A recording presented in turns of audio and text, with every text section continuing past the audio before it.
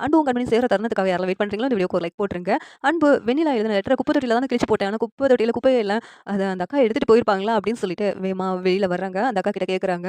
"இப்பதான் தம்பி குப்பைக்காரங்கிட்ட போட்டேன்" அப்படிங்கிறாங்க. "குப்பைக்காரங்கிட்ட போட்டீங்களா?" அப்படின்ட்டு வேகமா அன்பும், கார்த்தியும் வேகமா ஓடி போய் அந்த குப்பைக்காரங்க கிட்ட, "இந்த வீட்ல குப்பைய வாங்குனீங்களா? அதுல ஒரு முக்கியமான விஷயம் இருக்கு" அப்படின்னு சொல்லிட்டு அந்த குப்பைய தட்டி, அந்த பேப்பர எல்லாத்தையும் எடுத்துடுறாங்க அன்பு. அதெல்லாம் ஒட்டி, "இது எப்படியாவது நீங்க அண்ணிட்ட மட்டும் காமிச்சுருங்கண்ணே.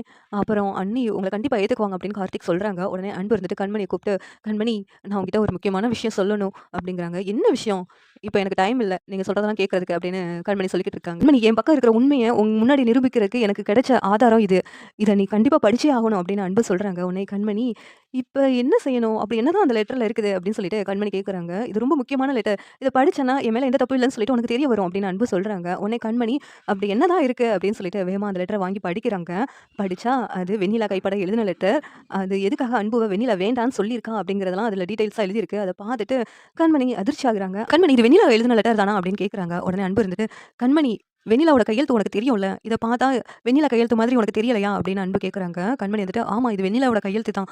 வெண்ணிலா இதுல உங்களுக்கு உடம்பு சரியில்லாத காரணத்தினால தான் அவ உங்கள வேண்டான்னு சொல்லியிருக்கா. அப்படி இருக்கும்போது, இப்ப எதுக்கு அவ நீங்க வேணும்னு சொல்லிட்டு, நீங்க அவள விரும்புறீங்க. அவளும் உங்கள விரும்புறா. நான் வேலைக்கு போணும்னு ஏன் என்கிட்ட சொல்லிக்கிட்டு இருக்கா?" அப்படின்னு கண்மணி கேட்கறாங்க. அன்பு இருந்துட்டு, "அதான் எனக்கு புரியல கண்மணி.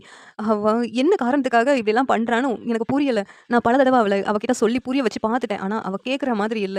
நீனாச்சும் என் பக்கம் இருக்கிற நியாயம் புரிஞ்சுக்கோ கண்மணி. என் மேல எந்த தப்புமே இல்ல கண்மணி" அப்படின்னு அன்பு சொல்றாங்க. உடனே கண்மணி இருந்துகிட்டு, "இந்த உண்மைய நீங்க முன்னாடியே என்கிட்ட சொல்லியிருக்கலாம்ல" அப்படிங்கிறாங்க. "எங்க கண்மணி, என் பக்கம் உள்ள நியாயத்த சொல்றதுக்கு எனக்கு போதுமான ஆதாரம் இல்லல்ல. அப்புறம் எப்படி நீ நம்புவ? நான் நடந்துக்கிட்டதும் அப்படிதானே" அப்படின்னு அன்பு சொல்றாங்க. கண்மணி வந்துட்டு, "என்ன மன்னிச்சுடுங்க.